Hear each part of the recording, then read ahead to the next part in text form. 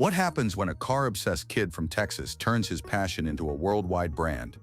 That's the story of Richard Rawlings, the man behind Gas Monkey Garage and the star of Fast and Loud. From flipping cars as a teenager to building an empire of bars, merchandise, and media, Rawlings has lived life at full throttle. He's broken records, stirred up controversies, and transformed from small-town gearhead into global personality. But behind the cameras and flashy builds lies a story filled with ambition, risk, and rumors that refuse to die.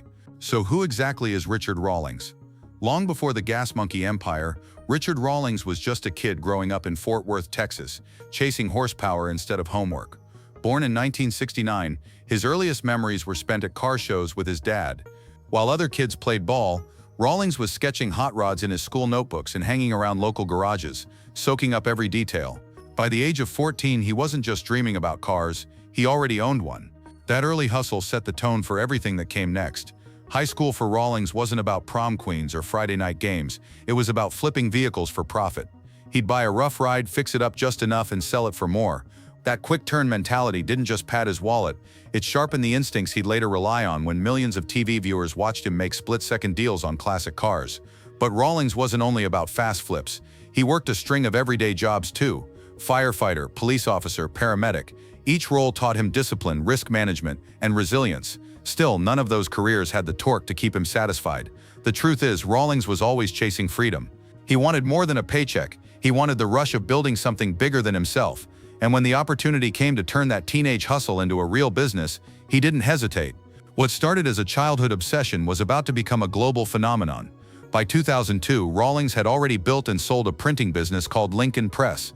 That move gave him the financial spark to pursue his real dream, creating a garage where wild car projects could come to life. The place would be called Gas Monkey Garage, a name as loud and unapologetic as Rawlings himself. The early days were rough. It wasn't some polished workshop with TV cameras waiting. It was a bare-bones shop in Dallas, where Rawlings and a small crew worked late nights chasing perfection on muscle cars, classics, and rusted-out shells that nobody else wanted to touch.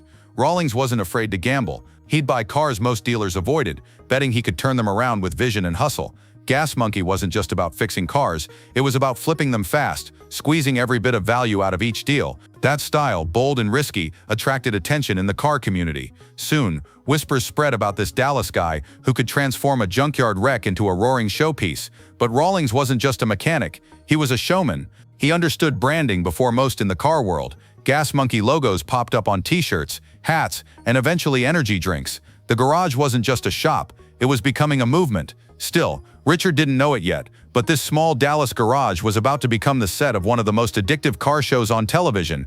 In 2012, the Discovery Channel took a chance on Gas Monkey Garage, and Fast and Loud was born. What could have been just another car show exploded into a hit because of one thing: Richard Rawlings. His fast-talking, deal-chasing energy was unlike anything else on TV.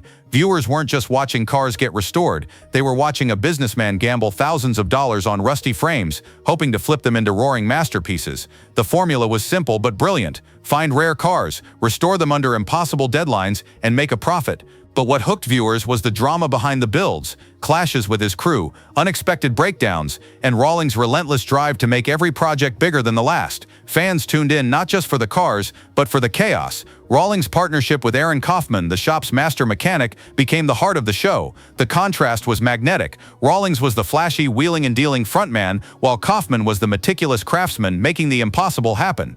Together, they created some of the most jaw-dropping builds ever seen on reality TV. Fast and Loud didn't just make Rawlings famous, it turned Gas Monkey into a global brand. Suddenly, fans were flying to Dallas just to take photos outside the shop. Merchandise sales exploded, and Rawlings himself became a household name. But TV fame is a double-edged sword. As Rawlings' empire grew, so did the pressures, controversies, and business risks lurking just beyond the cameras.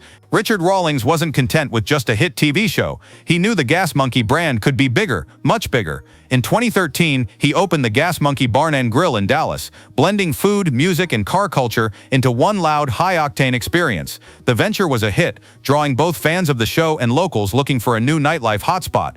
A year later, Rawlings doubled down with Gas Monkey Live, a massive music venue that hosted rock bands and events, expanding his brand far beyond the garage. For a while, it seemed like everything he touched turned to gold.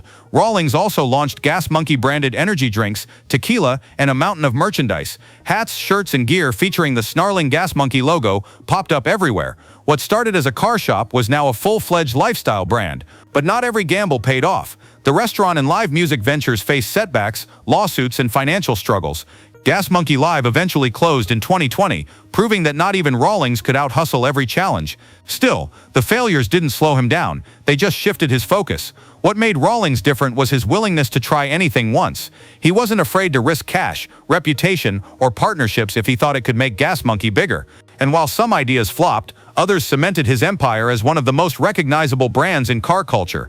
For Richard Rawlings, the garage wasn't the only place to prove himself. He needed the open road. He threw himself into some of the world's most notorious endurance races, including the Gumball 3000 and Bull Run rallies. These weren't casual drives. They were high-stakes, globe-trotting events filled with exotic cars, celebrities, and danger. But Rawlings' most legendary achievement came in 2007, when he and co-driver Dennis Collins set out to break the Cannonball Run record. The challenge: drive from New York City to Los Angeles as fast as possible, dodging cops and obstacles along the way. The duo completed the trip in 31 hours and 59 minutes, smashing the old record and cementing Rawlings' name in car culture history.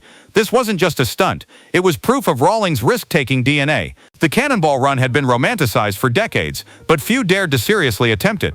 Rawlings not only tried, he pulled it off, and the story spread like wildfire through car communities worldwide. These feats weren't without controversy, of course. Critics accused him of glorifying reckless driving, while fans saw him as the ultimate daredevil gearhead. Either way, the legend of Richard Rawlings grew larger. Racing gave Rawlings something the garage and TV couldn't: raw credibility. He wasn't just a businessman in front of a camera. He was out there, living the fast life at speeds most people could only dream of. No empire grows without drama, and Richard Rawlings has had his share. Over the years, whispers of lawsuits, financial disputes, and broken partnerships have followed him almost as closely as his success. Some of the loudest controversies came from the business side. Former partners and employees alleging disagreements over contracts and money. Fans also noticed tension inside Gas Monkey Garage itself. When master mechanic Aaron Kaufman left the show in 2017, speculation swirled. Some claimed Kaufman was tired of the tight deadlines and constant drama. Others pointed fingers at Rawlings' management style. Either way, the split shocked viewers and marked a turning point for Fast and Loud. Legal troubles have also popped up. Reports of lawsuits tied to his restaurant ventures and personal disputes kept Rawlings' name in headlines for reasons beyond flashy cars. While many cases settled quietly, the rumors fed into his image as a polarizing figure, someone who thrived on both admiration and criticism. Then there are the whispers, wild claims about behind-the-scenes feuds, business failures, and even exaggerated wealth rumors. Rawlings rarely addresses them directly, preferring to let his success speak louder than the speculation. Still, controversy has become part of the Gas Monkey story. For Rawlings, the shadows haven't been career-ending, they've been fuel. Every headline, whether praise or criticism, keeps his name alive in car culture. In 2020, after 16 seasons, Discovery Channel announced Fast and Loud was coming to an end. For many, it felt like the end of an era. But for Richard Rawlings, it was just another pivot. Instead of chasing cable ratings, he shifted gears toward YouTube, social media, and new ventures, proving once again that Gas Monkey could survive outside traditional TV. Through his online content, Rawlings continues showcasing car builds, behind-the-scenes stories, and the Gas Monkey lifestyle. Unlike TV, YouTube gives him direct control. No producers, no deadlines, just raw car culture delivered straight to fans. His channel has become a hub for both old fans and new generations discovering Gas Monkey for the first time. Rawlings has also leaned into his role as a brand ambassador, collaborating with automotive companies and expanding his reach through events, podcasts, and appearances. While some critics claimed his relevance would fade without Fast and Loud, Rawlings has proven the opposite. He's still at the center of gearhead culture, just on different platforms. Life after TV also brought more personal focus. Rawlings married Katarina Deason in 2020, blending personal happiness with professional reinvention. And while the restaurant side of Gas Monkey took hits, Rawlings remains focused on growing the brand globally. Ending Fast and Loud wasn't the end of Gas Monkey, it was just the beginning of a new chapter. Richard Rawlings' story is more than just a TV career. It's a blueprint for turning passion into empire. From a teenager flipping cars in Fort Worth to the face of Fast and Loud, he proved that raw hustle and bold risks can transform an obsession into a global brand. He didn't just build cars, he built a lifestyle with restaurants, merchandise, media, and a fan base stretching across the world. But his story isn't without dents. Failed ventures, lawsuits, and the departure of key team members all raised questions about his leadership and longevity. Yet every time the spotlight threatened to fade, Rawlings found a way to adapt, whether it was breaking a cannonball run record, launching new businesses, or reinventing himself online after cable TV. That's what makes him fascinating. Rawlings isn't just the smooth-talking frontman of Gas Monkey Garage. He's a risk-taker who refuses to slow down, no matter how many obstacles stand in his way. Some see him as a genius businessman, others call him reckless. But either way, he keeps people watching. Today, Richard Rawlings continues to evolve, proving that Gas Monkey isn't just a brand, it's an attitude. And whether you love him or criticize him, there's no denying he's left a permanent mark on car culture and reality television. So who is Richard Rawlings? He's the gearhead who never lifted his foot off the gas, and he's still racing toward whatever comes next.